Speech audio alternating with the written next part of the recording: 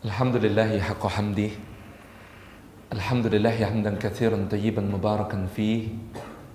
Nahmaduhu wa nasta'inuhu wa nastaghfiruhu wa nastahdihi wa natubu ilaih. Wa la na'budu illa iyyahu wa natawakkalu alaih. Allahumma fasalli wa sallim wa barik ala sayyidina wa habibina wa syafi'ina wa maulana Muhammadu wa ala alihi wa ala ashabihi wa dhurriyyatihi wa man tabi'ahum bi ihsanin ila yaumina hadza wa ba'di. Assalamu alaikum warahmatullahi wabarakatuh. Puji syukur kehadirat Allah Subhanahu wa taala atas limpahan karunia-Nya. Pada sore yang indah ini Allah menghimpun kita di rumahnya. Mudah-mudahan setiap langkah yang kita tempuh menuju ke tempat ini, tiap tapaknya menggugurkan dosa-dosa kita, meninggikan derajat kita di sisi Allah Subhanahu wa taala, dan menjadi pemudah jalan kita semua menuju ke surga. Dan mudah-mudahan duduk kita semua termasuk taman di antara taman-taman surga. Sebagaimana sabda Nabi sallallahu alaihi wa alihi wa sahbihi wasallam, "Majtama'a qaumun fi baitin min buyutillah yatluna kitaballah wa yatadarasunahu bainahum illa ghasyiyatuhumur rahmah wa haffathumul malaikah wa nazalat alaihimus sakinah wa dzakarahumullahu fi man 'indah." Sadaqa Rasulullah sallallahu alaihi wasallam, rawahu Muslim wa sahih. Nabi mengatakan tidak berhimpun satu kaum di satu rumah di antara rumah-rumah Allah, di dalamnya mereka membaca kitab Allah dan mengkajinya di antara mereka, melainkan satu ghasyiyatuhumur rahmah, rahmat Allah dicurah-curahkan kepada mereka. Rahmat Allah, kata para ulama, 100 bagian. Yang satu bagian diturunkan ke dunia sejak awal zaman sampai akhirnya, untuk seluruh makhluk tanpa kecuali, melekat pada sifatnya yang mulia Ar-Rahman, zat yang maha pengasih dan kasihnya tiada pilih-pilih. 99 bagian melekat pada sifatnya Ar-Rahim, zat yang maha penyayang dan sayangnya tiada batas berbilang, diperuntukkan hanya untuk orang yang beriman dan bertakwa kepadanya. Maka mudah-mudahan bermajlis ilmu semacam ini menjadikan kita berhak atas ke seluruh bagian dari rahmat Allah yang maha luas. Wa hafatsumul malaikah, dan malaikat-malaikat menaungkan sayapnya kepada ahli majlis itu. Malaikat adalah du ajnihatim mathna wa thulatha wa ruba. Mereka memiliki sayap, ada 2, ada 3, ada 4. Allah, kata Nabi sallallahu alaihi wasallam dalam riwayat At-Tirmidzi, memiliki malaikat-malaikat yang jumlahnya lebih banyak daripada malaikat pencatat amal. Tugas mereka beredar di antara langit dan bumi, dan setiap kali ada majelis ilmu, ada majelis zikir, mengingat Allah di bumi, malaikat-malaikat itu turun untuk menaungkan sayap-sayapnya kepada semua yang hadir. Ketika majelisnya usai, maka malaikat-malaikat itu akan naik ke sisi Allah, melaporkan nama setiap orang yang dinaunginya, dan tidak akan beranjak dari sisi Allah Subhanahu wa taala sebelum mereka puas dengan apa yang dijanjikan Allah sebagai anugerah untuk orang-orang yang dinaunginya. Wa nazalat alaihimus sakinah, dan sakinah turun menjadi ketentraman bagi mereka. Ketentraman yang mencegah kita dari kemaksiatan, ketentraman yang membuat kita semakin kuat dalam berketaatan, ketentraman yang semakin membuat kita semuanya berada di dalam nilai-nilai pengabdian kepada Allah Subhanahu wa taala. Karena as-sakinah adalah kekuatan terbesar yang dianugerahkan Allah untuk menghadapi semua persoalan. Adalah Nabi sallallahu alaihi wasallam bersama 300 orang. Compang-camping pakaian mereka, koyak-koyak baju besinya, bolong-bolong tamengnya, berkarat pedangnya. Satu unta dinaiki 3 sampai 5. Sangat tidak meyakinkan penampilan mereka semua, dan harus berhadapan dengan 1000 pasukan bersenjata lengkap, dengan 500 kuda, 1000 unta, dengan baju besi yang utuh, dengan pedang-pedang yang tajam, dengan busur-busur yang jitu. 300 orang di Badar itu, apa yang membuat mereka dimenangkan oleh Allah? Allah menurunkan sakinah kepada mereka. Yang keempat, wa dzakarahumullahu fi man 'indah, Dan Allah Subhanahu wa taala menyebut-nyebut nama ahli majelis seperti ini pada makhluk-makhluk mulia yang ada di sisinya. Bapak Ibu sekalian, mudah-mudahan kita ini menjadi orang-orang yang terkenal di langit lebih daripada terkenal di bumi. Karena sesungguhnya beruntunglah orang-orang yang terkenal di langit. Kita kadang-kadang menjumpai ada orang yang setelah dia meninggal baru kita ketahui kebaikan-kebaikannya. Karena Allah itu kalau mencintai seorang hamba maka dia panggil Jibril alaihissalam. Dia sampaikan kepada Jibril, sesungguhnya aku mencintai fulan maka cintailah fulan. Lalu Jibril mengumumkan pada penduduk langit, sesungguhnya Allah mencintai fulan dan aku mencintai fulan karena Allah, maka cintailah oleh kalian si fulan karena Allah. Kalau ini sudah diungkapkan Jibril di langit, baru pelan-pelan cinta itu akan turun ke bumi. Kadang-kadang Pak, ada yang sudah meninggal baru cinta langit turun ke bumi. Tapi itu memang yang justru membuat dia aman. Kadang-kadang ada orang yang disegerakan pujiannya, kemasyhurannya, popularitasnya. Tetapi itu tidak menambah kebaikan, justru menjadi bala yang dia gagal dalam ujian popularitas itu. Tapi ada juga orang yang Masya Allah, tabarakar rahman, di dunia selama hidupnya dikenal dengan kebaikan-kebaikannya. Dan sesudah mati bertambah-tambah cerita tentang kebaikannya itu. Sayyidina Ali Zainal Abidin bin Husain bin Ali bin Abi Talib, cicit Nabi SAW misalnya. Al-Imam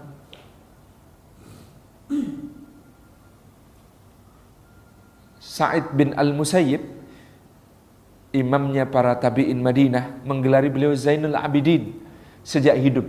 Karena zuhudnya, karena waraknya, karena salehnya, karena ahli ibadahnya, karena kedermawanannya, karena berbagai amal salehnya yang besar. Begitu wafat, barulah kebaikan-kebaikannya yang lain muncul ke permukaan.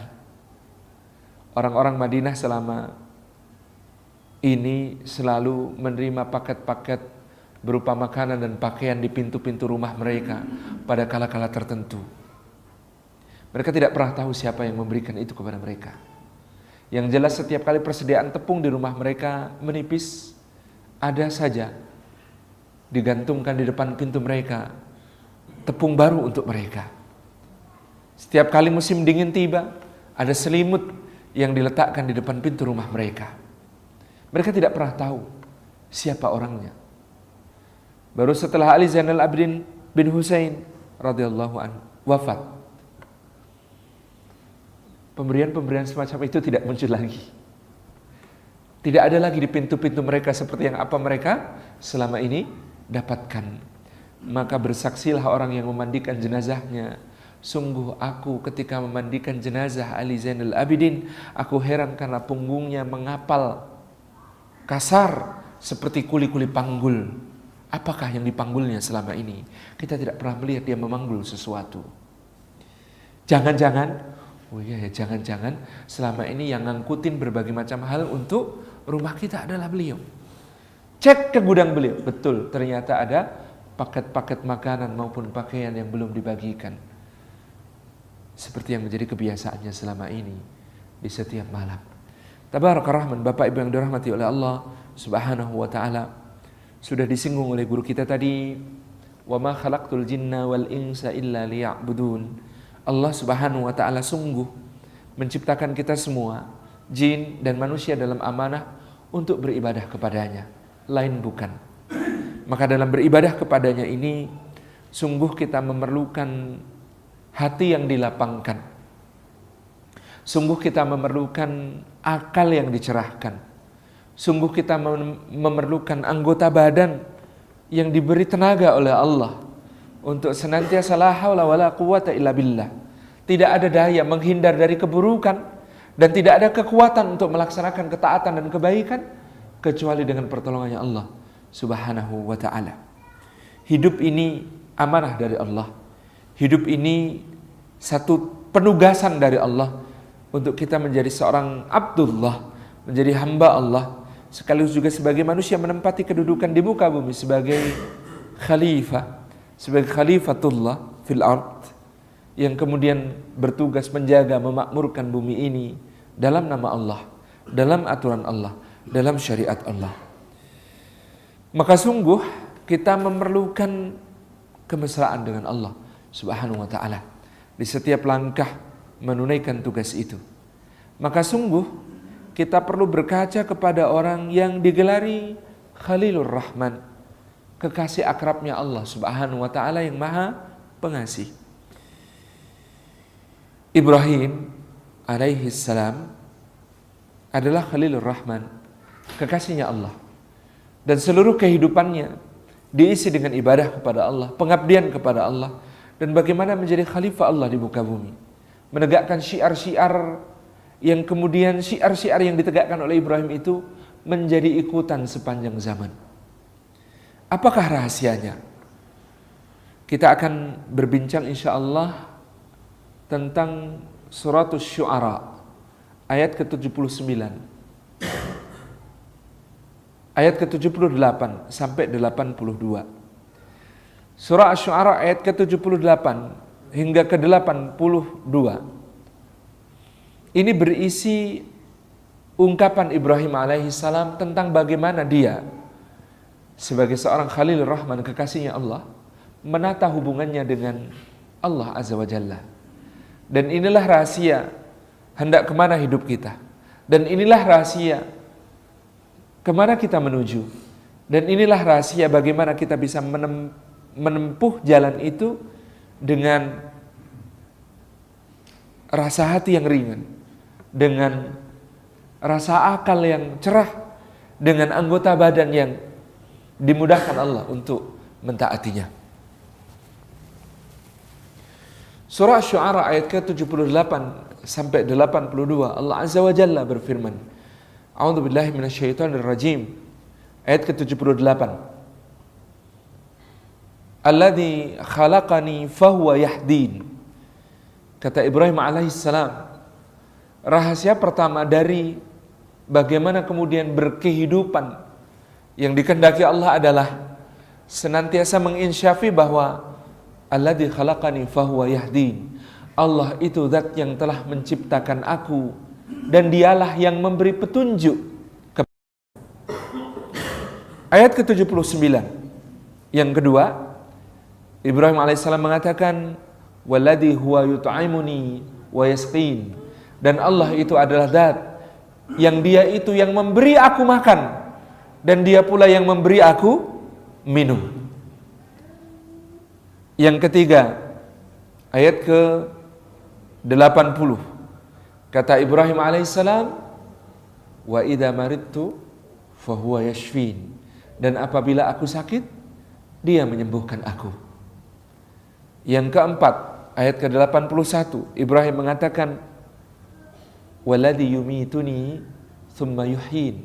Dan dia itu zat yang akan mematikan aku dan menghidupkan aku lagi. Yang kelima, walladzi atmau an yaghfira li khati'ati yaumaddin. Dan dialah zat yang sangat aku harapkan untuk bisa mengampuni dosa-dosaku pada hari pembalasan. Ibrahim alaihissalam meringkas hubungan mesranya dengan Allah sekaligus prinsip kehidupannya yang sangat agung ini di dalam kelima ayat ini, di dalam 5 perkara yang indah ini. Yang pertama, alladzi khalaqani fahuwa yahdin. Kita tidak mungkin menjadi hamba sejati, kita tidak mungkin menjadi seorang makhluk yang bisa mengabdi kepada Allah Subhanahu wa taala dengan tulus sebelum menghayati bahwa dialah zat yang telah menciptakan kita dan dia yang memberi kita petunjuk. Kenapa? Soal penciptaan ini penting, maka sungguh ayat yang turun pertama kepada Rasulullah Muhammad sallallahu alaihi wasallam adalah Iqra bismi rabbikal ladzi khalaq. Bacalah dengan nama Rabbmu yang telah menciptakan. Kata Rabb sendiri bermakna banyak. Kata Rabb bermakna pencipta, pemelihara, pengatur, pemilik, pemberi rizki, penguasa, penumbuh, pengembang. Rabb itu. Iqra bismi rabbika, bacalah dengan nama Rabbmu alladzi khalaq. Allah sempitkan dalam makna bahwa dia yang telah mencipta. Apa yang diciptakan? Alam semesta, seluruh isi. Tetapi Allah Subhanahu wa taala meminta kita bertafakur dengan yang paling dekat. Khalaqal insana min alaq. Dia menciptakan manusia dari bercak-bercak darah yang menempel dan menggantung di dinding rahim. Maka penciptaan kita dari nutfah, sepercik air, menjadi alaqah, bercak-bercak yang menempel dan menggantung di rahim, menjadi mudghah, gumpalan yang terus membelah dan memisah menjadi fungsinya masing-masing, lalu ditumbuhkan idham, sumbu yang kemudian menjadi tulang dan memberi bentuk kepada raga kita. Fakasawnal 'idhama lahma, kemudian tulang-tulang itu dibungkus oleh Allah Subhanahu wa taala dengan serat-serat daging yang menjadi gerak aktifnya, menjadi alat gerak aktifnya.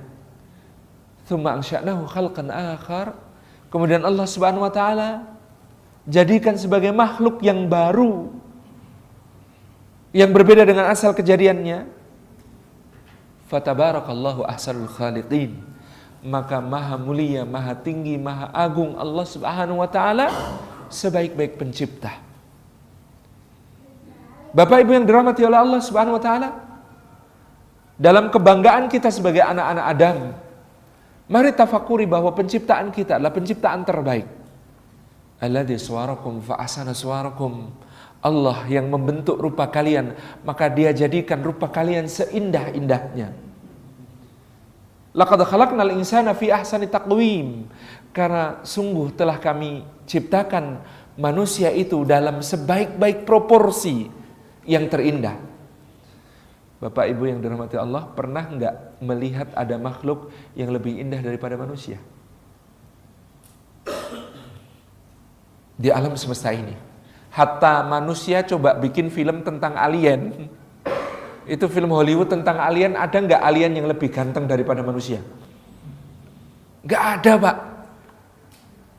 Pasti digambarkannya itu ada campurannya dengan unsur-unsur hewan, atau bahkan unsur tumbuhan, atau unsur makhluk lain. Karena memang tidak ada di alam semesta ini ciptaan yang seindah ciptaan Allah bernama manusia. Atau bahkan kemudian Allah tidak memberi kemampuan pada kita untuk membayangkan ciptaan yang lebih indah daripada manusia.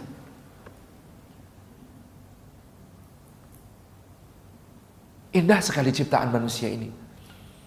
Ibu-ibu bisa mengenalkan Allah sebagai pencipta manusia ini kepada putra-putrinya. Bapak-bapak bisa mengatakan kepada anaknya, Masya Allah nak, kau lihat ini nak, ciptaan Allah ini, wajahmu ini betapa indahnya, dibentuk Allah begitu rupa, hidungnya begitu mancung, lubangnya ada 2, diletakkan Allah di bawah. Untung di bawah ya nak ya, kalau lubangnya ngadep ke atas kalau hujan repot. Masya Allah nak, lihatlah wajahmu ini, mata Allah ciptakan untukmu, hanya bola kecil tetapi isi seluruh muka bumi bisa dimasukkan oleh Allah ke dalam bayang-bayangnya. Luar biasa penciptaan Allah ini nak. Maka gunakanlah matamu untuk halal yang baik. Coba lihat nak, bibirmu, di dalamnya ada lisan yang setiap kali bergetar keluar suara. Dan Allah ciptakan kita mampu berbahasa. Allamahul bayan, bisa saling menjelaskan berbagai macam hal satu sama lain. Coba lihat telingamu nak, hanya cuping begitu ada lubangnya. Kalau ada getaran udara masuk ke dalamnya, maka kamu mendengar sesuatu. Gajah. Lalu kamu bisa membayangkan, hanya karena mendengar getaran udara berbunyi, gajah. Kamu bisa membayangkan kaki-kaki yang besar, badan yang sangat besar, telinga yang lebar, hidung yang panjang, ekor yang kecil. Tabarakar Rahman. Penciptaan manusia ini betapa indahnya. Tsumma radadnahu asfala safilin. Tapi ingat, alladzi khalaqani, Allah yang menciptakan kita dalam seindah-indah bentuk ini, punya kuasa untuk menjadikan kita jatuh derajat ke derajat yang paling rendah. Kenapa dia menjadi berada dalam derajat paling rendah? Karena tanpa hidayah, karena tanpa petunjuk Allah. Maka benar Ibrahim ketika mengatakan fahuwa yahdin, maka dia yang memberi petunjuk kepadaku. Sebab kalau makhluk manusia ini tanpa petunjuk, Bapak Ibu yang dirahmati Allah, hanya mengandalkan penciptaannya, maka sungguh dia bisa kalah dari hewan. Calon ayam dibawa ke pasar, laku dijual, namanya telur. Calon manusia dibawa ke pasar, menjijikkan. Keluaran sapi setiap hari bertruk-truk dibawa ke dataran tinggi Dieng untuk pupuk perkebunan sayur. Kalau kita bawa truk isinya keluaran manusia, kita disuruh putar balik, Pak. Nggak kepake Mas yang beginian. Air liurnya burung, Pak, namanya walet. Satu mangkoknya kalau dijual menjadi sup seharga mungkin 500-an ribu kalau dikonversi ke rupiah dari dolar Hong Kong. Kalau kita tawarkan pada penjualnya itu cuma air liur burung itu, mbok apakah air liur saya saja sopnya gitu. Tidak. Manusia kalau mengandalkan penciptaannya, dia bisa kalah mulia dari hewan. Kalau ada kambing, Bu, kambing cowok, kenakalan remaja pada kambing. Ini kambing cowok menghamili kambing betina tetangganya. Pemilik kambing yang dihamili senang apa susah, Pak? Senang. Kalau manusia,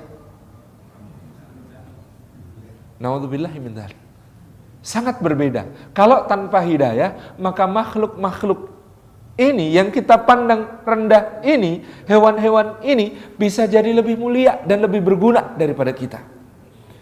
Maka itulah manusia diajarkan untuk selalu meminta hidayah kepada Allah Subhanahu wa taala, karena tanpa hidayah itu dia jatuh ke lembah yang sangat hina. Sehingga sehari semalam kita ini paling tidak harus meminta hidayah kepada Allah minimal 17 kali, Pak. Di mana? Di setiap rakaat salat kita. Pada bacaan apa? Dalam surat Al-Fatihah yang menjadi rukun salat kita yang harus kita baca, ihdinas siratal mustaqim. Ya Allah, tunjukkan kepada kami jalan yang lurus. Hidayah ini sangat mahalnya dan sangat berharganya sampai kita diminta untuk selalu memintanya paling tidak sehari semalam 17 kali. Kalau sholatnya khusyuk, maka permintaan itu diijabah oleh Allah Subhanahu wa taala sehingga diberikan hidayah, petunjuk sampai tiba waktunya salat berikutnya. Al-Imam Al-Ghazali rahimahullah taala ditanya, "Wahai Imam, apa yang dimaksud salat khusyuk?" Al-Ghazali rahimahullah mengatakan salat khusyuk itu yang bisa menjadikanmu khusyuk antara salam sampai takbir. Bukannya kebalik ya Imam, sholat itu kan dari takbir sampai ke salam. Iya, tapi khusyuk itu akan tampak bahwa kalau sholat subuhmu khusyuk, maka antara subuh sampai duhur engkau tercegah dari perbuatan keji dan mungkar. Kalau sholat duhurmu khusyuk, maka antara duhur sampai asar engkau tercegah dari perbuatan keji dan mungkar. Kalau sholat asarmu khusyuk, maka antara asar sampai maghrib engkau tercegah dari keji dan mungkar. Begitu seterusnya dalam hidupmu, karena Allah telah menentukan dosis agar engkau senantiasa terjaga dalam kebaikan dengan engkau senantiasa memohon hidayah kepada Allah, memohon petunjuk dan bimbingannya Allah di setiap rakaat salatmu dengan mengatakan ihdinas siratal mustaqim. Alladzi khalaqani fahuwa yahdin. Maka tidak bisa kita menjadi hamba sejati sebelum selalu tafakkur tentang penciptaan kita dan selalu memohon hidayah kepada Allah. Tidak bisa kita menjadi hamba sejati tanpa bimbingannya Allah yang selalu kita pinta dalam doa-doa kita. Allah yahdina as-siratal mustaqim. Ya Allah, tunjukkan kepada kami jalan yang lurus. Tentu saja Bapak Ibu yang dirahmati Allah, jalan lurus itu tidak selalu jalan yang mulus. Karena Allah menjelaskan di dalam ayat ini, surat Al-Fatihah ini, siratal mustaqim adalah siratal ladzina an'amta alaihim, jalannya orang-orang yang engkau anugerahkan nikmat kepada mereka. Al-Quran dibentangkan sebagai jawaban dari permintaan kita akan petunjuk, karena dia adalah hudal linnas wa bayyinatin minal huda wal furqan. Dia adalah petunjuk bagi manusia dan penjelasan atas petunjuk itu, Al-Qur'anul Karim itu. Maka dia adalah jawaban dari doa kita, ihdinas siratal mustaqim. Maka coba lihat orang-orang yang diberi nikmat dalam Al-Quran. Adam, Idris, Nuh, Hud, Salih, Ibrahim, Lut, Ismail, Ishak, Yakub, Yusuf, Ayub, Syu'aib, Musa, Harun, Dzulkifli, Daud, Sulaiman, Ilyas, Ilyasa, Yunus, Zakaria, Yahya, Isa, sampai Muhammad alaihi wassalatu wassalam, dan orang-orang yang bersama mereka. Muluskah jalan mereka? Tidak. Bukan jalan yang bebas hambatan, bukan jalan yang tidak ada tikungannya yang tajam, bukan jalan yang tidak ada tanjakan terjal dan turunan curam, bukan jalan yang segala keinginan terkabul, segala hajat terpenuhi. Bukan. Jalan mereka justru adalah jalan perjuangan. Adam berjuang, kadang-kadang salah, kadang-kadang khilaf. Dia gagal mengemban amanah, tetapi dia bertaubat kepada Allah. Nuh, betapa tidak mudahnya berdakwah selama ratusan tahun dan tidak bertambah pengikut, sehingga harus membangun kapal dan kehilangan seorang anak yang sangat disayang. Ibrahim harus hijrah dari satu negeri ke negeri yang lain, membawa dakwah, memenggal patung berhala, mengenalkan bulan, bintang, matahari bukan sebagai Rabb, tetapi ternyata adalah makhluknya Allah. Berdebat dengan Raja Namrud yang sangat bengis, pergi ke Mesir dan nyaris istrinya diambil orang. Kembali ketika salah satu istrinya hamil. Kemudian dia harus bawa anak dan istri itu ketika lahir ke lembah tak bertanaman di dekat rumah Allah yang mulia. Harus menyembelih putranya. Betapa tidak mudah. Jalan lurus itu, betapa berliku-liku. Musa alaihissalam dilahirkan dalam kondisi tidak mudah. Atas skenario Allah dibesarkan justru di istana musuh. Keluar dari Mesir setelah membunuh orang. Hijrah berlari begitu jauh. Menolong dua gadis. Mendapatkan pekerjaan, rumah, tempat tinggal, dan juga istri. Kembali ke Mesir. Melawan hegemoni besar yang didukung oleh berbagai perangkat dari tukang sihir sampai menteri-menteri. Dan kemudian harus memimpin Bani Israel yang begitu rewelnya, yang begitu menyusahkannya, yang begitu bawelnya. Isa, sedemikian pula apalagi Muhammad sallallahu alaihi wasallam menjalani semua jalan perjuangannya dengan tidak mudah. Maka ketika kita meminta jalan lurus kepada Allah, kita sedang meminta agar kita dijadikan pejuang di jalannya. Ihdinas siratal mustaqim, jadikan kami pejuang ya Allah. Pejuang seperti alladzina an'amta alaihim, orang-orang yang telah kau anugerahkan nikmat kepada mereka. Yang pertama, alladzi khalaqani fahuwa yahdin. Banyak-banyaklah kita ini bertafakur tentang penciptaan kita, lalu bersyukur, alhamdulillah Allahumma kama hasanta khalqi wa hasin khuluqi. Dan sesudah itu kita banyak-banyak memohon hidayah kepada Allah. Ingatlah wajah ini yang bercermin, dihalus-haluskan, pakai krim, pakai pelembab, pakai anti-aging, semuanya ini tidak ada nilainya sama sekali tanpa hidayahnya Allah subhanahu wa ta'ala. Dan apa yang mau kita sombongkan di muka bumi? Ada seorang menteri zaman Umayyah, namanya Yahya bin Al-Mihlab, menteri yang paling kaya dan paling jaya. Suatu hari dia berjalan berpasangan dengan seorang badui. Biasanya kalau orang berpasangan dengan Yahya bin Al-Mihlab, kalau orang berpapasan dengan Yahya bin Al-Mihlab, mereka itu biasanya merunduk-runduk, mengucap salam, menghormati, bersikap takdim. Ini Arab Badui santai aja ketemu dia. Maka Yahya bin Al-Mihlab bertanya, kamu tidak kenal siapa aku? Kata Badui itu, kenal, kamu kemarin itu setetes air yang kalau tercecer dikerumuni lalat. Kamu besok daging busuk, dimakan belatung, bernanah berbau anjir. Dan kamu sekarang kantong kotoran, jalan ke sana kemari, membawa-bawa kotoran di dalam perutnya. Aku kenal siapa kamu. Jelek, Pak. Sejak hari itu kesombongan seorang menteri ini runtuh. Ternyata aku ini cuma kemarin setetes air yang hina, busuk. Besok daging busuk, dimakan cacing dan belatung. Sekarang wadah kotoran kita ini, kemana-mana bawa kotoran di dalam perut kita. Apa yang mau disombongkan? Tabarakar Rahman, alladzi khalaqani fahuwa yahdin. Maka kita ini adalah orang yang harus banyak bertafakur tentang penciptaan kita yang luar biasa. Wa fi anfusikum afala tatafakkarun. Apakah kalian tidak perhatikan dan tafakuri bagaimana Allah menciptakan kalian?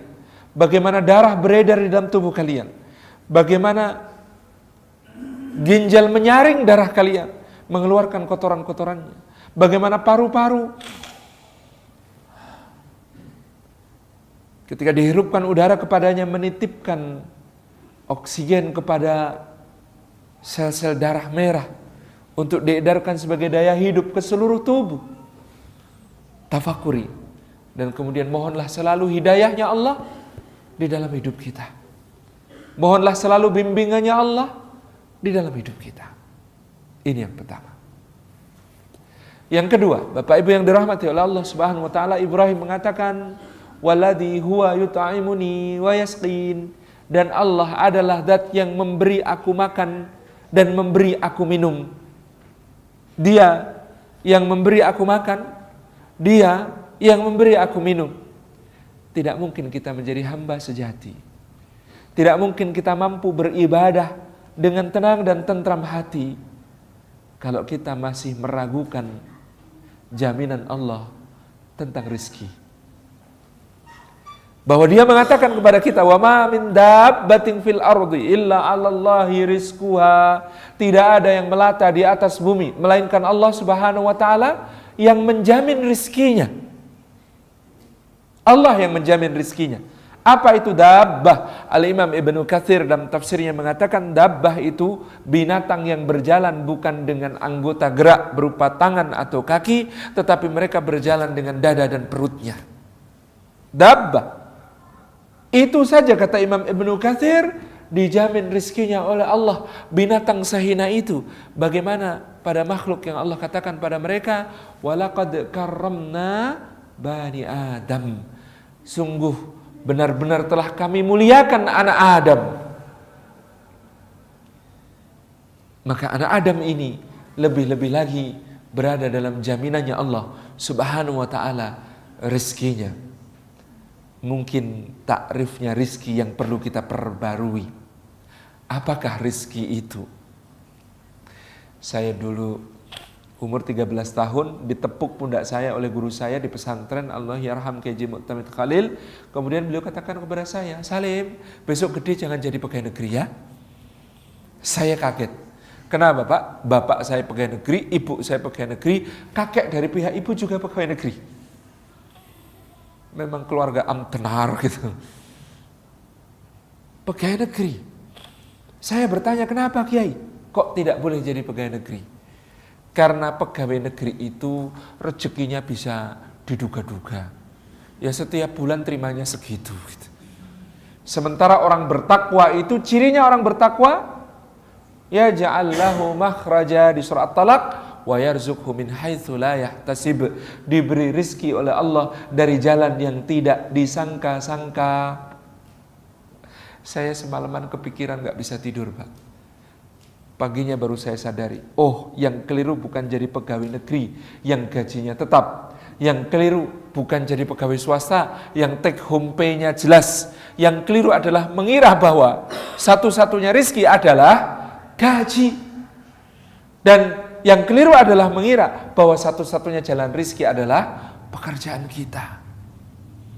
Rizki bukan gaji Pak. Ada banyak orang gajinya besar, ternyata rezekinya kecil. Dan ada banyak orang yang gajinya kecil, ternyata rezekinya kecil.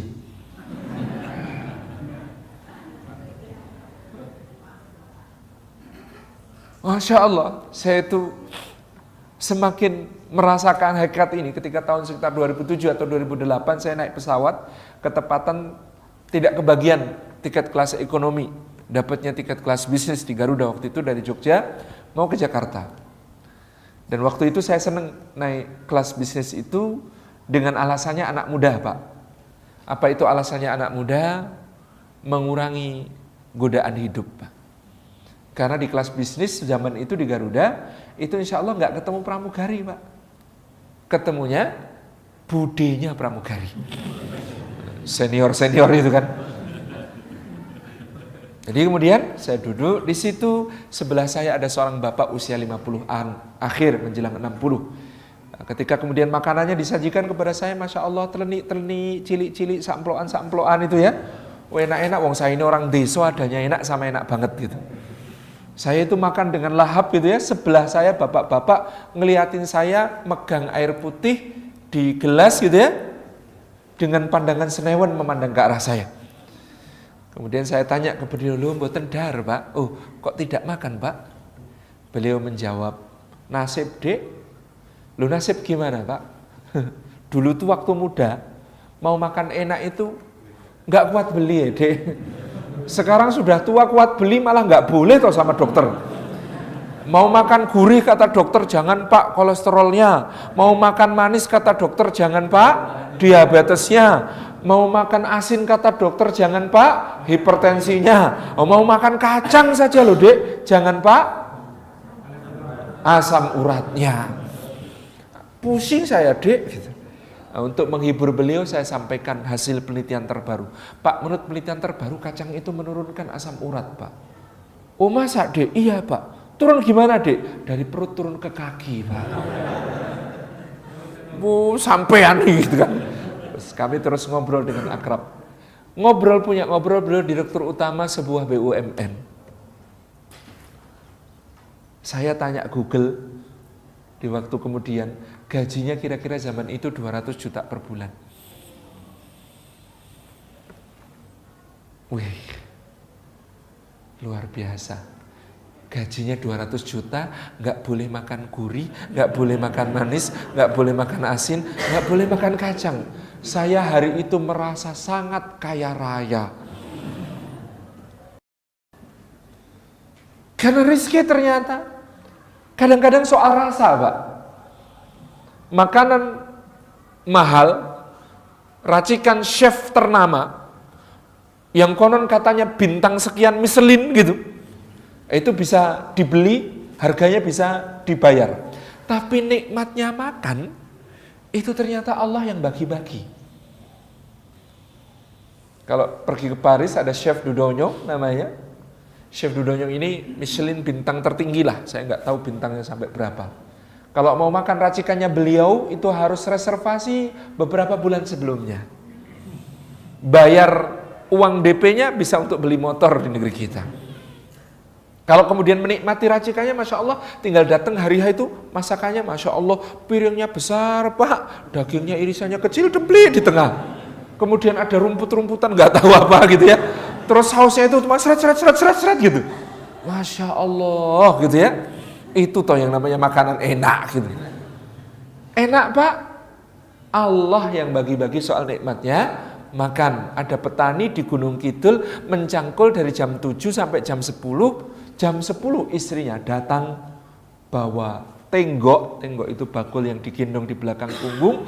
Isinya ada cerek, teh panas wangi sepet legi kental, ditambah nasi ketan ditaburi parutan kelapa. Minum itu gelek enak banget itu ya. Makan disuapi sama istrinya, enak. Kok disuapi lah, tangannya kotor habis mencangkul gitu. Makanan mahal bisa dibeli, Pak. Nikmatnya makan Allah yang bagi.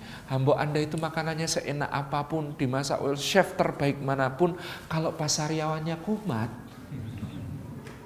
batal makan enak, Pak. Kamar paling mewah, tempat tidur paling wah, yang paling mendut-mendut kasurnya, enak, layanannya paling tinggi, serasa raja. Katakanlah hotel dengan layanan bintang 7. Konon satu-satunya yang berani mengklaim bintang 7 itu cuma Burj Al Arab di Dubai. Kalau nginep di sana, di sini bisa untuk beli RSS, rumah sangat sempit sekali, selonjor susah sekali. Tapi itu untuk nyewa kamar saja semalaman, gitu ya. Bintang 7, padahal bintang 7 di Indonesia banyak. Punya obat sakit kepala. Tapi apakah tidur di situ dijamin nyenyak, enak, Pak? Nikmatnya tidur Allah yang bagi-bagi. Hambok saya disuruh nginep di situ pasti nggak bisa tidur. Satu mikir bayarnya. Kalaupun dibayarin, hambok dikasih mentahnya kayak begini nih.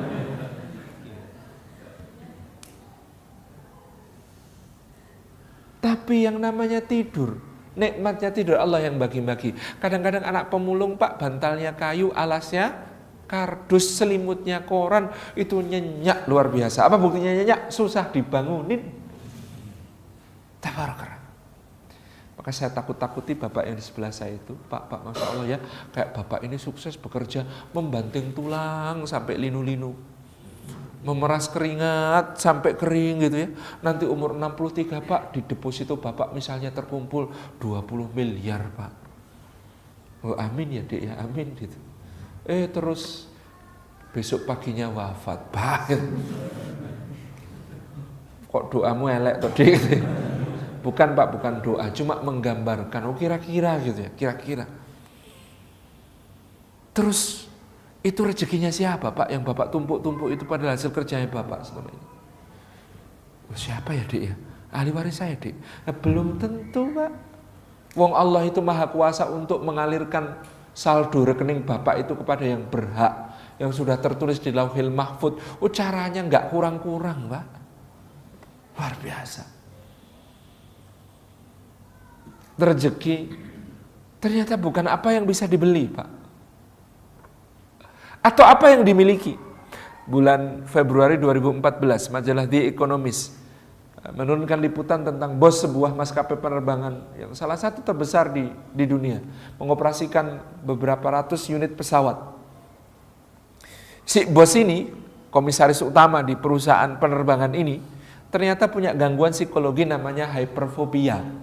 Hyperfobia itu rasa takut terhadap ketinggian, Pak. Dia punya ratusan unit pesawat, tapi seumur hidup nggak berani naik pesawat. Jangankan naik pesawat, kalau naik ke gedung tinggi nggak boleh ngelihat ke jendela. Kalau lihat ke jendela langsung bisa pucet, lemes, pingsan, gawat, Pak. Ada pengusaha rumah makan di Jogja, omsetnya miliaran per bulan. Tapi nggak bisa tidur di kasur, Pak. Kalau tidur di kasur, punggungnya sakit. Sudah dicoba semua kasur. Kasur kapuk randu, kasur kapuk kapas, kasur busa, kasur pegas. Kasur pegas yang pegas banget gitu. Itu semuanya sudah dicoba, tetap punggungnya sakit. Satu-satunya tidak sakit, kalau tidurnya, alasnya, tikar pandan buatan muntilan. Jadi kemana-mana kopernya isinya tikar pandan buatan muntilan. Oh, di Jakarta ngisi seminar diinapkan di hotel bintang 5 presidensial suite gitu ya. Itu masuk kamar, buka koper, gelar tikar. Asistennya ketawa gitu. Pak, nggak tidur atas, Pak. Kamu aja sana tidur atas gitu. Malah marah gitu kan. Insya Allah. Ini maksud saya supaya kita enteng-entengan soal rezeki, Pak.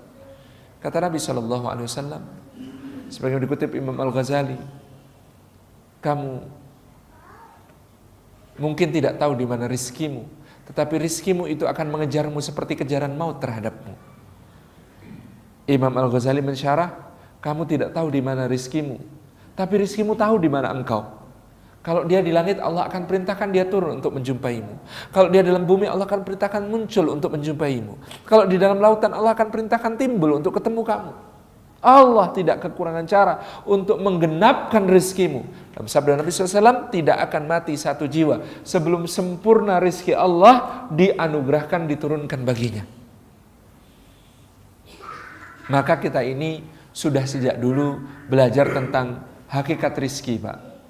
Lagu tentang hakikat rezeki biasanya diajarkan di TK, sekarang mungkin bahkan di playgroup. Judul lagunya Cicak-cicak di dinding. Itu lagu tentang hakikat rizki.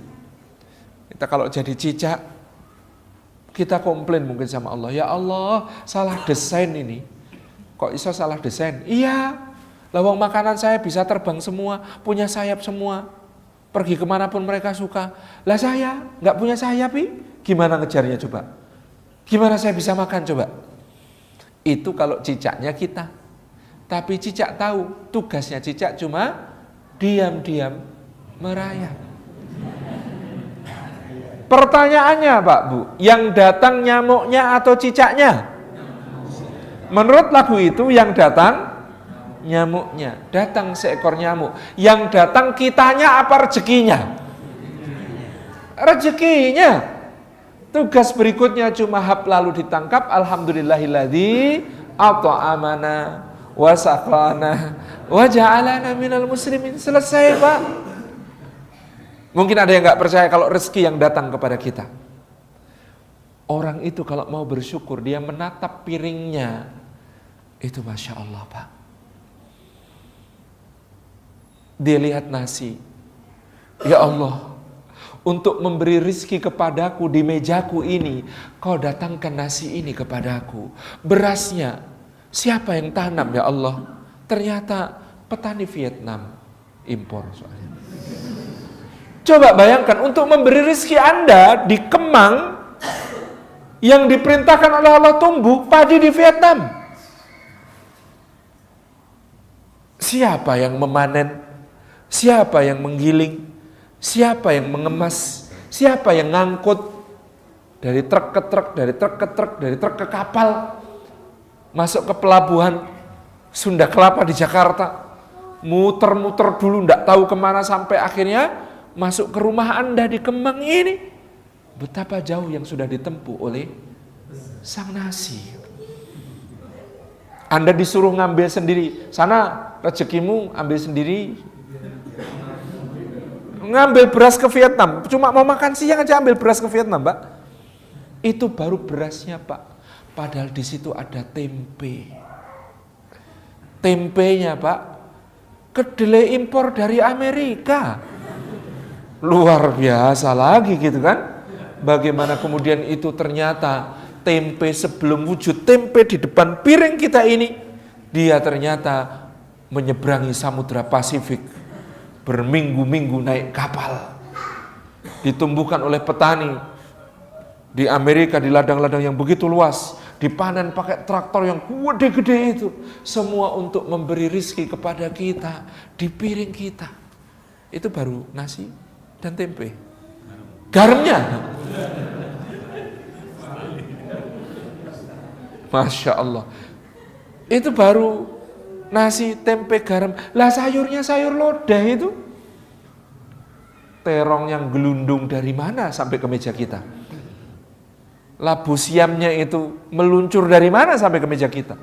Santan kelapanya meluncur dari mana? Mengucur nih kalau santannya.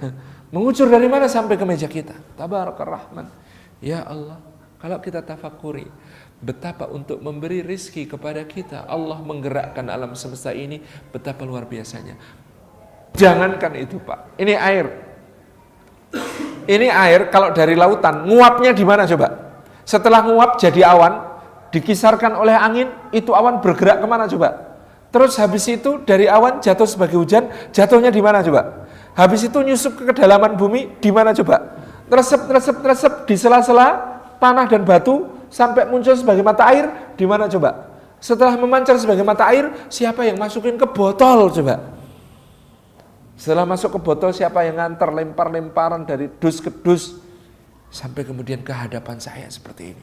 Masya Allah, ini ada waktunya ditentukan sama Allah. Kamu jadi rizkinya Salim Afillah saat tidak sedang di rumah, yaitu di Kemang Pratama, pada hari Ahad tanggal 13 Agustus, pada suatu pengajian di Masjid Baitul Jihad, ba'da asar jam 4:30 lebih 10, Salim Afillah akan meminummu. Bismillahirrahmanirrahim. Itu sudah tertulis di Lauhil Mahfuz semuanya. Tabarakallah. Tapi kalau belum rezeki saya Pak, tadi jam 4:45 itu bukan rezekinya saya mafilah minum itu. Tiba-tiba saja tangan saya megangnya merucut terus tumpah. Misalnya begitu. Kalau memang belum rezekinya Pak, tabarakallah. Maka ini semuanya adalah jaminannya Allah Subhanahu wa taala. Walladzi huwa yut'imuni wa yaskin. Allah itu zat yang memberi aku makan, memberi aku minum. Ini ada yang bertanya ini sampai sini ini kadang-kadang pelajarannya jadi riskan. Kalau sudah dijamin kayak gitu terus berarti kerjaan kita gimana saat itu? Ini penting ini. Justru karena rezeki kita sudah dijamin, maka kita bekerja itu niatnya bukan cari rezeki. Kita bekerja itu ibadah. Ibadah itu cari pahala. Clear ya? Justru karena rezeki sudah dijamin, maka pekerjaan kita adalah ibadah. Kenapa ibadah kita niatkan? Karena Allah, itu namanya ikhlas. Kita laksanakan dengan melampaui harapan penerima hasil kerja kita, itu namanya ihsan. Dan kita lakukan dengan profesional sesuai job description, itu namanya itqan, ihsan, ikhlas. Itu kerjanya seorang mukmin. Kenapa bisa itqan, ihsan, ikhlas? Hanya berharapnya kepada Allah, karena dia sudah selesai urusan rezeki. Kerja ini bukan cari rezeki. Rezeki kok dicari? Rezeki itu diantar sama Allah. Yang kita lakukan itu adalah bekerja, berjuang untuk Allah. Terserah Allah di mana meletakkan rizki. Bisa jadi pekerjaan kita, bisa jadi tempat lain. Sayyidah Hajar itu Pak, sebenarnya kalau cuma mau meriksa ada air apa enggak, ada orang apa enggak, perlu berapa kali dia melintas antara Safa dan Marwah? Survei itu Pak, 2 kali bolak-balik kan cukup. Yang dilakukan ibunda kita Hajar 7 kali. Kita sekarang susah menghayati Pak. Di masa ibunda kita Hajar naik ke bukit Safa itu, batu, curam, panas, kering, runcing-runcing, melukai kaki. Sekarang marmer, AC, suweju, walus, landai. Iya kan? Kemudian dia lari ke Marwah. Di antara kerikil-kerikil yang tajam, pasir-pasir membara. Balik ke Safa, balik ke Marwah, balik ke Safa, balik ke Marwah, 7 kali. Allah menurunkan pertolongan terserah di mana. Ternyata itu bayi Ismail alaihissalam menangis, mengetuk-ngetukkan kaki ke pasir. Pada saat yang sama Jibril alaihissalam memukulkan sayapnya ke tempat itu, memancar mata air.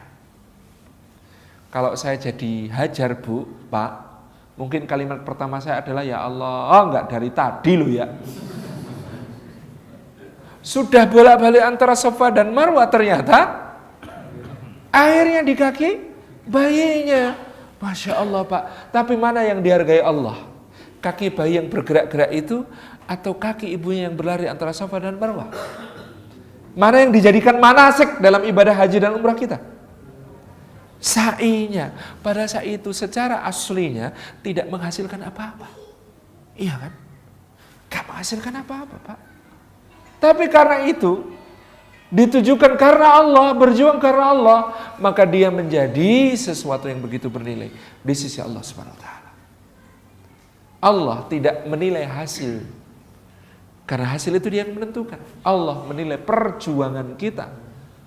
Pekerjaan kita dikerjakan dengan itqan, ihsan, ikhlas Pak. Apapun namanya pekerjaan itu, maka kalau sudah ikhlas balasannya tidak terbatas di sisi Allah. Orang itu kalau bekerja, misalnya bekerja dengan kelayakan digaji 1 miliar Pak, tapi cuma bawa pulang 10 juta, 20 juta per bulan, maka dia sedang menabung 980 juta kebaikan di sisi Allah. Pasti itu dibayar sama Allah. Bentuknya macam-macam sebagai rezeki kita. Istri solihah, anak-anak solihin dan solihat, tetangga solihun, kesehatan, kebaikan, kebahagiaan, bisa tersenyum, bisa ngumpul sama keluarga, reriungan, bisa jalan sholat berjamaah ke masjid, bisa berpuasa sunnah, bisa bangun qiyamul lail. Masya Allah, itu kenikmatan yang sangat besar dari Allah SWT. Karena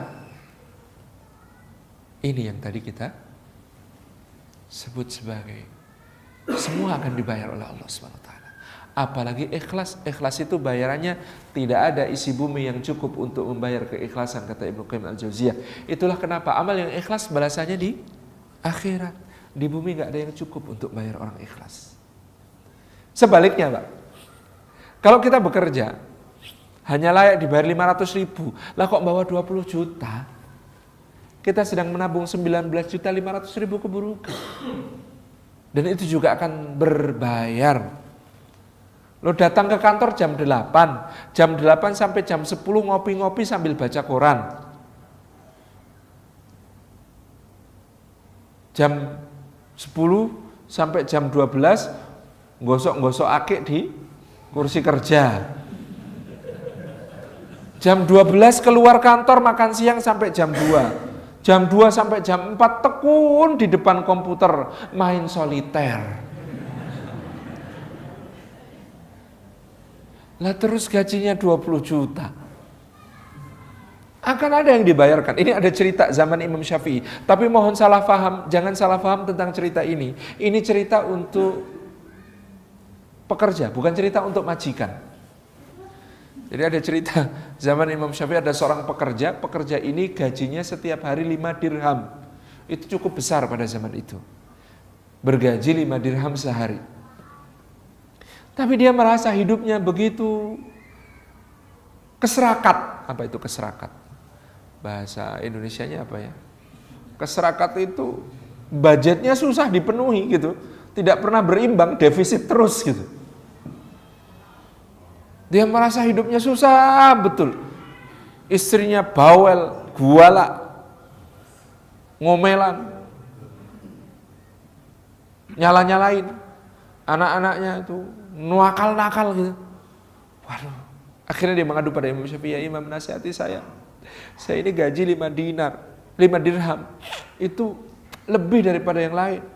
Tapi teman-teman itu kok kayaknya hidup tentram, saya ini malah kacau gak karuan. Oh, kata Imam Syafi'i, kalau begitu kamu coba minta supaya gajimu dikurangi. Imam serius. Lah saya 5 dirham gak cukup, kok suruh ngurangin gaji? Coba dulu. Karena nasihat Imam Syafi'i dia taat. Dia bilang sama bosnya, bos, minta turun gaji bos. Oh, kok aneh kamu, kata bosnya. Gaji kok minta turun? Iya bos, nasihat Imam Syafi'i, gimana lagi? Saya mau dikasih 4 dirham aja sehari. Oh ya, 4 dirham.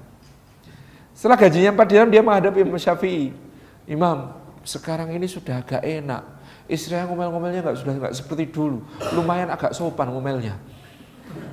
Anak-anak juga sudah mau disuruh, meskipun kadang berdebat dulu sama mereka. Ya 4 dirham ini rasanya cukup, tapi kok ya mepet banget gitu ya Imam. Ada nasihat lagi ya Imam? Kata Imam Syafi'i, ya sudah, kurangi lagi 1 dirham gajimu sana. Nasihatnya memang nggak masuk akal nih Imam nih. Ya udah deh, saya laksanakan. Bener. Dia kemudian minta gaji hanya 3 dirham. Berjalan sebulan, dia menghadap Imam Syafi'i beserta seluruh keluarganya dengan wajah berseri-seri. Bahagia sekali. Ya Imam, saya minta dijelaskan, ini aneh sekali.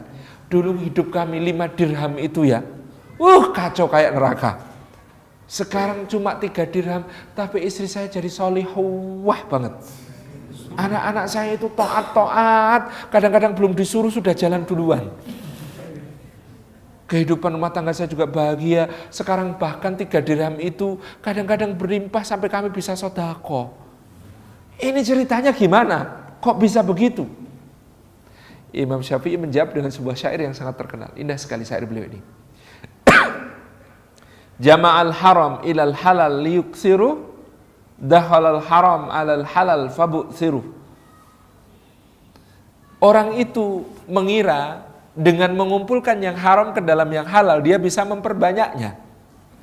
Padahal, kata Imam Syafi'i, kalau yang haram masuk ke yang halal, itu dia merusaknya.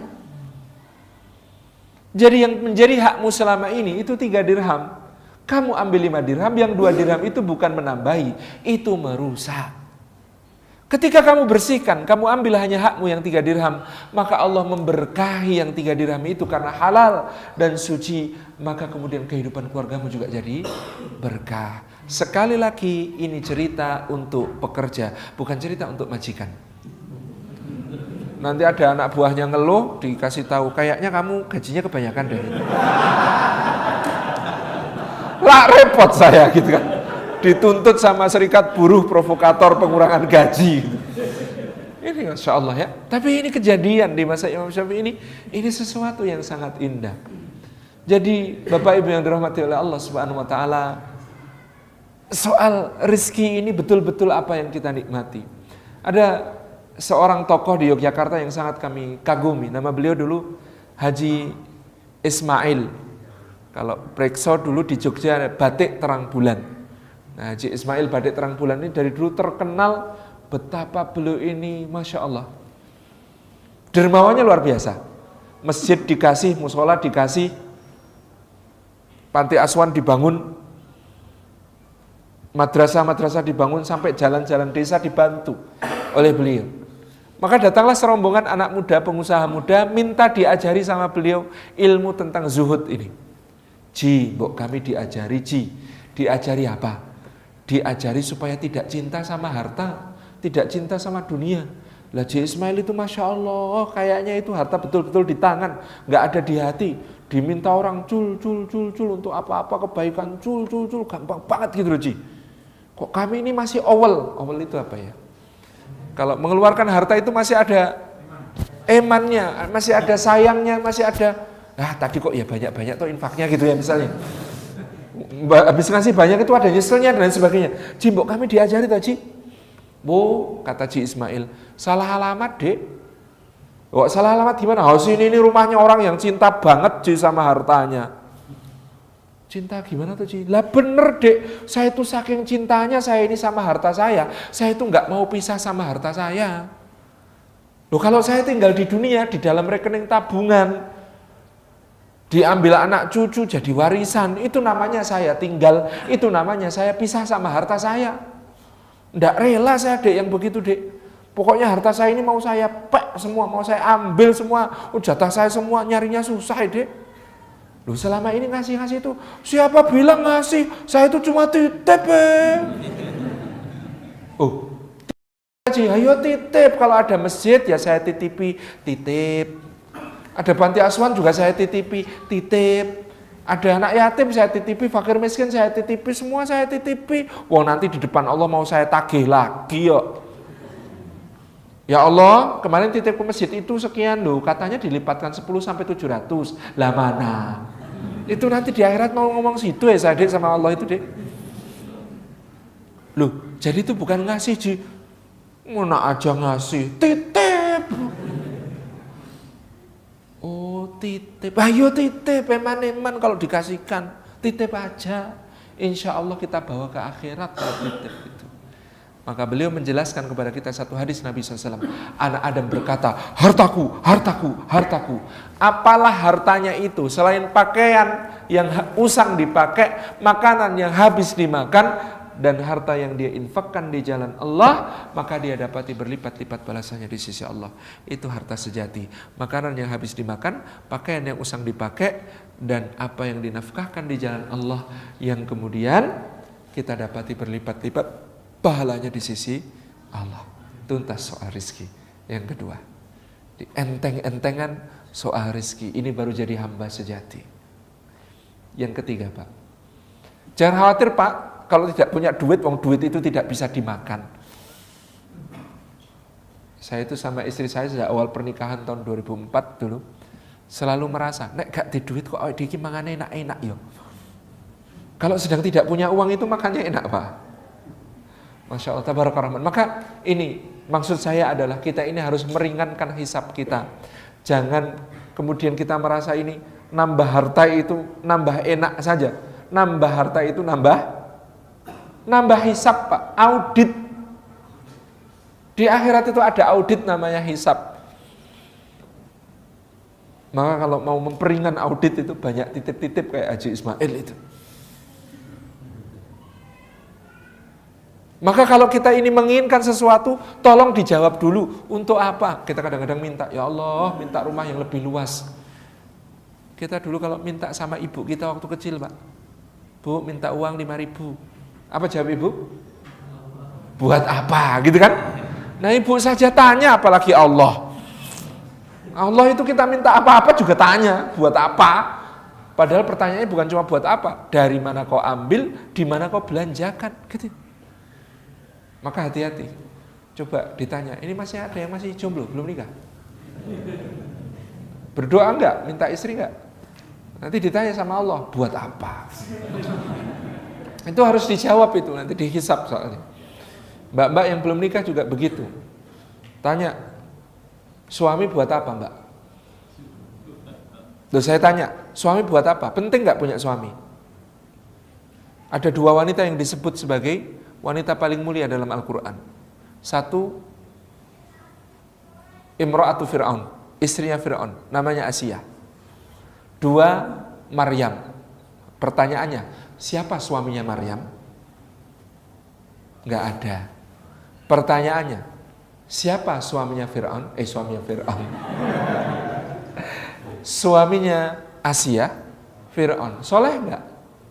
Yang satu enggak punya suami, yang satu suaminya enggak soleh. Bisa jadi wanita paling mulia sedunia itu? Jadi suami penting enggak, Mbak? Jadi susah dijawab gitu ya. Insya Allah penting, karena kita pengen seperti Fatimah, pengen seperti Khadijah. Itu juga 2 wanita paling mulia selain yang 2 tadi. Dan dua-duanya bersuami gitu. Maka dijawab, untuk apa punya suami? Ya Allah, untuk memperluas kapasitas amal soleh saya. Insya Allah gitu ya. Jadi ini nikmat-nikmat. Ketiga, Pak, wa idza maridtu fahuwa yashfin, dan apabila aku sakit, Allah yang menyembuhkan aku. Ini keyakinan penting. Dan apabila aku sakit, Allah yang menyembuhkan aku. Demikian pula dalam segala sakit yang lain. Para ulama menakwilinya bahwasanya segala musibah ketetapan Allah. Dan tujuan dari musibah itu ternyata adalah memberi kabar gembira, wabasyiris sabirin. Ujung ayat tentang musibah, walanabluwannakum bisyai'im minal khauf wal ju' wa naqsim minal amwal wal anfus wath thamarat, itu wabasyiris sabirin. Ujung ayat tentang musibah itu adalah berita gembira. Maka sabar itu fadilahnya gede. Kalau syukur, bapak-bapak bersyukur, maka akan ditambah nikmat. Gitu ya. Ini air kalau disyukuri jadi tambah nikmatnya, Pak. Kalau cuma mikir ini, oh ini air, bismillahirrahmanirrahim, biasa saja, Pak. Tapi kalau mikir tadi, Masya Allah, dari mana Allah menggerakkan awan, diturunkan sebagai hujan, masuk ke dalam bumi, memancar sebagai mata air. Itu kepikiran itu jadi, ini indah sekali ini. Terbayang awan berarak, gunung-gunung, dan kemudian juga mata air yang gemericik itu kelihatan. Karena disyukuri, maka bertambah. Makanan disyukuri, tambah rasa nikmatnya. Segala sesuatu yang disyukuri, bertambah, Pak. Bapak-bapak punya istri, disyukuri.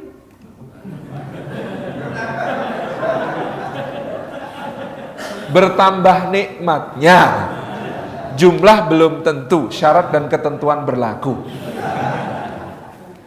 Gitu ya, ini Masya Allah. Tetapi yang namanya sabar, Pak. Sabar, kalau syukur tadi keutamanya adalah ditambah nikmat. Yang namanya sabar, itu ngeri jadi berita gembira buat kita. Kenapa? Ibu-ibu suka nggak kalau ada yang bilang, I love you. Aku cinta padamu. Bapak-bapak seneng nggak? Tergantung siapa nih, Pak. Tapi rata-rata kita, kalau ada orang yang bilang aku sayang padamu, kita seneng. Aku cinta padamu, kita seneng. Lah bagaimana orang sabar tidak dapat berita gembira? Lawang yang bilang wallahu yuhibbus sabirin, Allah cinta kepada orang-orang yang sabar. Kita seneng nggak, Pak, kalau ada orang yang bilang sama kita, aku akan selalu mendampingimu, aku tidak akan pernah meninggalkanmu, aku akan selalu bersamamu dalam suka maupun duka. Seneng nggak kita kalau ada teman setianya kayak gitu? Senang bagaimana orang sabar tidak dapat berita gembira, padahal Allah yang mengatakan innallaha ma'as sabirin, sesungguhnya Allah selalu beserta orang-orang yang sabar. Kita ini senang nggak Pak kalau bekerja di tempat yang gajinya unlimited Pak? Gajian. Oh ya, saya gajinya mana Mbak? Itu Pak di gudangnya isi emas. Bapak bawa aja sekuatnya berapa, itu gaji Bapak semuanya. Seneng nggak Pak? Kerja di tempat yang gajinya unlimited. Atau ini dikasih cek Pak. Ini ceknya kok panjang banget. Iya panjangnya tak terhingga Pak. Boleh ngisi berapapun di situ. Kalau kita kan terus diisi angka 9 semua gitu. Maksimal gitu. Masya Allah. Senang Pak kerja di tempat yang begitu. Sementara Allah Subhanahu wa taala berfirman, wa innama yuwaffas sabiruna ajrahum bighairi hisab. Orang sabar itu gajinya, pahalanya, ganjarannya ditetapkan oleh Allah tanpa batas hitungan. Ngeri, Pak. Sabar itu ngeri. Ditambah lagi, Bapak Ibu seneng nggak kalau keberhasilan kita ada yang merayakan, mengucapkan selamat gitu? Seneng ya? Dan para malaikat kelak menyambut orang sabar yang masuk surga akan mengatakan, salamun alaikum bima sabartum. Salam sejahtera atas kalian disebabkan kalian telah bersabar. Malaikat itu paling takjub pada amal yang namanya sabar. Kalau amal yang lain nggak begitu takjub. Tapi kalau sabar, malaikat nggak diberi ruang untuk bersabar oleh Allah. Maka mereka takjub kepada yang namanya sabar. Wa idza maridtu fahuwa yashfin. Maka keyakinannya orang beriman terhadap segala musibahnya, Allah akan pulihkan semuanya. Dan bukan cuma Allah pulihkan, tetapi Allah berikan ganti yang lebih baik. Ulaika alaihim shalawatum mir rabbihim wa rahmah wa ulaika humul muhtadun. Orang yang bersabar itu, yang mengucapkan inna lillahi wa inna ilaihi raji'un itu satu, ulaika alaihim sholawatu min rabbihim. Mereka mendapatkan sholawat. Sholawat kok dari Allah maknanya jaminan kebaikan-kebaikan dari Allah Subhanahu wa taala. Wa rahmah, dan kasih sayang. Wa ulaika humul muhtadun. Mereka dapat petunjuk dari Allah. Masya Allah. Nah, kesiarnya orang beriman itu kul la yusibana illa ma kataballahu lana. Dalam surah Taubah, Rasul diperintahkan mengatakan tidak akan menimpa kami kecuali apa yang telah Allah tulis bagi kami. Betul ya Pak ya? Tidak akan menimpa kami selain apa yang telah Allah tulis bagi kami. Terjemah bahasa Indonesia menyebabkan kita mengira, oh tidak akan menimpa kami kecuali musibah yang memang sudah tertulis menjadi jatah kami. Padahal kalau begitu pemahamannya, kalimatnya harusnya bunyinya la yusibana illa ma kataballahu alaina. Alaina Pak. Itu kalau musibahnya. Kalau lana, maka terjemahnya yang tepat apa? Tidak akan menimpa kami musibah apapun kecuali yang sudah Allah tetapkan pahalanya, gantinya, kebaikan-kebaikan di sebaliknya, hikmah-hikmahnya bagi kami. Orang mukmin itu yakin musibah itu jalan kebaikan. Dia melihat musibah itu, la yusibana illa ma kataballahu lana. Ini musibah nih, berarti ini banyak karunia di sebaliknya nih. Ini musibah nih, seneng lihat musibah itu. Man aiqana bil ajri raghiba fis sabri. Siapa yang yakin tentang pahalanya, dia bahagia dalam sabarnya. Wa idza maridtu fahuwa yashfin. Maka tidak akan kita ini menjadi hamba yang sejati sampai yakin semua musibah kalau untuk orang beriman baik. Semua musibah kalau menimpa orang beriman baik. Gak ada jelek. Indah sekali. Wa idza maridtu fahuwa yashfin. Kalau Allah menetapkan musibah, maka dia memberikan ganti yang lebih baik dari musibah itu, memberi pahala atas sabarku, mengganti kelak dengan surga yang tinggi karena derajat sabar itu. Tabarakallah. 3. 4 Pak. Walladzi yumituni tsumma yuhyin. Dan zat yang akan mematikan aku kemudian menghidupkan aku lagi. Seorang hamba sejati banyak tafakur tentang mati. Karena mati itu syiddah, mati itu berat, kata Sayyidina Abu Bakar As-Siddiq. Wa ma ba'dal mauti asyad, dan yang sesudah mati itu makin tambah hari, tambah berat. Mati itu lebih berat dari hidup. Apa yang sesudah mati lebih berat daripada mati. Mati itu sudah sakit, Pak. Seluruh daya hidup dicabut dari tubuh kita, dari setiap selnya. Seluruh rasa sakit dihimpun jadi satu. Maka kalau kita mati, dalam sakratul maut itu seluruh rasa sakit terhimpun jadi satu. Keluar asli. Yang keluar dari lisan itu asli. Ketika kemudian kita dicabut nyawa kita. Kalau isi hati kita Allah, maka berbahaya kita. Berbahagialah kita keluar saat itu cinta kepada Allah itu. La ilaha illallah. Karena memang selama ini tidak ada yang dipertuhan di dalam hati selain Allah. La ilaha illallah. Karena memang selama ini dalam hati tidak ada yang lebih dicintai daripada Allah. Keluar la ilaha illallah. Karena memang selama ini di dalam hati tidak ada yang dimuliakan melebihi Allah, ditaati, dituruti melebihi Allah. Tabarakallah. Itu mati, sakit, Pak. Habis mati lebih sakit, Pak. Kenapa? Masuk kubur ada ujian, pertanyaannya 4 sudah dibocorkan beserta kunci jawabannya sejak berabad-abad lalu. Tapi tetap banyak yang gagal ujian. Masuk kubur malaikatnya tanya, man rabbuka, ma dinuka, ma kitabuka, man nabiyuka. Itu pertanyaannya cuma 4 itu. Itu jawabannya, kunci jawabannya sudah dibocorkan sejak zaman Rasulullah SAW. Tapi mana yang lebih banyak, Pak? Gagal ujian atau sukses ujian? Gagal, padahal gagal ujian di situ pengawasnya galak. Gagal ujian digebukin gitu. Itu susahnya gitu ya, ujian di dalam kubur. Ba'da kubur namanya ba'ats, kebangkitan, dan bangkit dari kubur lebih berat daripada berada dalam kubur. Dalilnya surah Yasin. Di surah Yasin itu ada orang kafir sudah berada di dalam kubur, digebukin berulang kali oleh malaikat di dalam kubur karena kafir, tapi disuruh bangun untuk ba'ats, dia masih syok, Pak. Ya wailana man ba'atsana min marqadina. Aduhai celaka, siapa yang membangunkan kami dari tempat tidur kami ini? Lu padahal itu disiksa lu. Suruh bangun syok. Ba'ats itu berat. Lebih berat lagi yang setelah ba'ats namanya mahsyar. Lu ketemu mahsyar berat lagi. Mahsyar itu matahari didekatkan sampai sejengkal, orang berkumpul enggak pakai baju, enggak pakai alas kaki.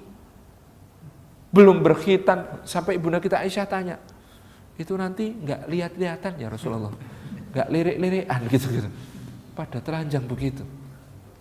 Kata Nabi SAW, bagaimana mereka akan saling melihat, sementara urusan hari itu sangat besar, tidak ada yang peduli kecuali dirinya sendiri. Saking beratnya hari itu, sebelahnya telanjang saja, Pak, kita nggak akan lirik. Saking beratnya urusan hari mahsyar. Yang setelah mahsyar lebih berat, namanya hisab. Di mahsyar mending, Pak, keringetnya keringet panas. Di hisab itu keringet dingin yang keluar. Dalam sabda Nabi SAW nanti akan ditampilkan seluruh anugerah Allah untuk kita, nikmat Allah untuk kita. Di satu sisi tayangannya adalah semua amal kita. Maka di situ kontras, banyak nikmat Allah justru kita pakai untuk bermaksiat kepadanya. Maka orang ketika melihat nikmat Allah dia pakai untuk bermaksiat, dia akan malu kepada Allah, lalu keluar keringatnya, Pak. Kemocor keringatnya itu. Maka kemudian keringat-keringat itu akan menenggelamkannya. Ada yang tenggelam sampai mata kaki, ada yang tenggelam sampai lutut, ada yang tenggelam sampai pinggang, ada yang tenggelam sampai pundak, ada yang tenggelam seluruhnya. Di keringatnya sendiri. Karena rasa malu. Itu hisab. Habis hisab lebih ngeri lagi, Pak. Namanya mahkamah. Wow, orang yang sangat dekat dengan kita, ternyata gugatannya paling banyak di akhirat. Gugatannya paling banyak, ngeri pengadilannya. Subhanallah, tabarakallah. Habis mahkamah, makin kesana makin ngeri lagi, makin mizan, makin syurat, makin ya Rab. Itulah kematian. Maka seorang yang hendak menjadi hamba Allah yang sejati, dia banyak mentafakuri kematian dan apa sesudah mati. Wal tanzur nafsum ma qaddamat lighad, dia memperhatikan apa yang dia persiapkan untuk hari esok. Dia sering bermuhasabah. Apa itu kesimpulan muhasabah? Kesimpulan muhasabah itu harus sama, Pak. Kalau beda dengan yang saya sampaikan ini, muhasabahnya wajib diulang. Apa kesimpulan muhasabah? 1, nikmat Allah cukup. 2, dosa masih banyak. 3, ibadah kita kurang. Nah, sesoleh apapun Anda, kesimpulan muhasabah harus itu. Kalau kesimpulannya tidak itu, harus diulang. Misalnya kesimpulannya, dosa saya udah habis kayak ini. Ibadah saya agak kebanyakan ya akhir-akhir ini. Nah, kalau kesimpulan muhasabahnya kok kayak begini, ini wajib diulang. Itu muhasabah. Yang kelima, walladzi atmau ayaghfir li khati'ati yaumiddin, dan zat yang sangat aku harapkan untuk mengampuni kesalahan-kesalahanku pada hari pembalasan. Apa maknanya? Kata sebagian ulama, betapa tawadhu'nya Ibrahim, kekasih Allah. Ibrahim tidak mengatakan, dan zat yang aku harapkan membalas amal-amal solehku, mengganjar amal solehku. Enggak. Kata Ibrahim, mengampuni kesalahan-kesalahanku. Semua diksi para nabi dan rasul dan orang-orang mulia dalam Al-Quran dari awal sampai akhir itu diksi tawadhu. Konon akhlak asasi itu 2, 1 jujur, 2 tawadhu. Dan itu yang dimiliki para nabi dan para rasul dalam Al-Quran. Tawadhu. Enggak ada nabi dan rasul itu petentengan. Apalagi mengatakan ana khairum minhu, saya lebih baik daripada dia. Oh, saya lebih baik daripada dia, itu kata-katanya siapa? Iblis. Enggak ada nabi dan rasul dalam Quran mengatakan innama utituhu ala ilmin indi. Ini saya diberi semua keutamaan ini karena ilmu yang ada padaku. Karena saya berada di atas kebenaran sementara orang lain di atas kebatilan. Ucapannya siapa yang begitu? Qarun, Pak. Adam, lawannya iblis, ucapannya Rabbana zalamna anfusana wa illam taghfir lana wa tarhamna lanakunanna minal khasirin. Ucapannya Musa, lawannya Qarun, apa yang dikatakan? Rabbi inni lima anzalta ilayya min khairin faqir. Ya Allah, sungguh aku terhadap apapun yang kau turunkan di antara kebaikan aku ini sangat fakir, sangat memerlukan. Sulaiman, raja di raja yang paling raja, mengatakan apa? Rabbi auzi'ni an ashkura ni'mataka allati an'amta 'alayya wa 'ala walidayya wa an a'mala salihan tardahu wa adkhilni bi rahmatika fi ibadikas shalihin. Ya Allah, tolong aku untuk selalu bisa mensyukuri nikmat yang Engkau anugerahkan kepada ayahku dan kepada diriku. Kalau Engkau tidak menolongku, aku tidak akan mampu mensyukurinya, ya Allah. Ya Allah, tolong aku untuk bisa beramal saleh. Karena Engkau, kalau tidak menolongku beramal saleh, aku tidak akan beramal saleh. Dan ridhoi amal salehku, ya Allah. Apalah gunanya amal salehku kalau tidak Engkau ridhoi. Dan masukkan aku, ya Allah, dengan rahmat-Mu, meskipun aku ini tidak pantas ke dalam golongan hamba-hambamu yang saleh. Perhatikan kalimatnya para nabi dan rasul ini, indah sekali. Semua adalah kalimat tawadhu. Kalimat yang sangat menunjukkan kerendahan hati yang luar biasa. Maka ini yang hilang hari-hari ini. Makin ngaji kok makin ana khairum minhu, mencurigakan sekali ngajinya. Makin ngaji kok makin aku lebih baik daripada orang lain, mencurigakan sekali, Pak.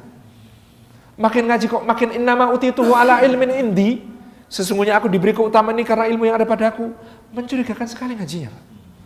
Tabarakar Rahman. Kita kadang-kadang bukan karena ilmunya yang diajarkan, bukan karena mungkin ilmunya afdal, ilmunya baik, ilmunya sahih, ilmunya dari Rasulullah SAW, tetapi ada yang salah di dalam menyikapi itu semua di dalam hatinya. Para nabi dan rasul mengajarkan kepada kita tawadhu, mengajarkan kepada kita kerendahan hati, mengajarkan kita tiap kali memandang orang lain mengatakan boleh jadi dia lebih utama daripada saya. Ini juga yang diajarkan Ibrahim di dalam kalimat ini kepada Allah. Dia tidak petentengan mengandalkan amalnya. Siapa yang bisa selamat mengandalkan amalnya? Tidak ada. Kita beramal ini dipentok-pentokkan beramal kayak apapun buat membayar nikmatnya Allah nggak cukup, Pak. Maka kita beramal ini tujuannya menjemput ridhonya Allah. Kalau Allah sudah ridho, maka falhamdulillahirabbil alamin. 1, mentafakuri penciptaan dan memohon petunjuk. 2, meyakini rizki jaminan Allah dan bekerja keras karena Allah, karena ibadah. Yang ketiga, yakin bahwa semua musibah akan jadi kebaikan disikapi dengan kesabaran. 4, mentafakuri kematian dan bermuhasabah. 5, melatih diri untuk senantiasa tawadhu. Kunci-kunci jalan menuju Allah yang demikian insyaallah mencukupi. Wallahu a'lam bishawab. Assalamualaikum warahmatullahi wabarakatuh.